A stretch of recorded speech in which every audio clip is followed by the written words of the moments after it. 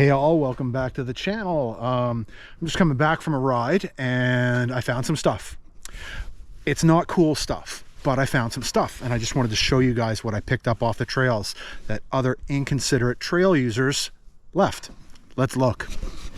All right, I found this can and a campfire. I found this, oh fucking bugs. I found this can and a campfire. I found this, and I found this. And that's not all. I found some disgusting old foam, and the king of all things to find in the middle of nowhere that some inconsiderate asshole left is a fucking whippersnipper. So yeah, it's gross. Nature's beautiful, garbage is not. Clean up after yourself. Don't leave shit in the woods. If you find stuff in the woods and you didn't leave it there, pick it up, take it home, do Mother Nature a favor. Bruteforce Explorer out. Peace.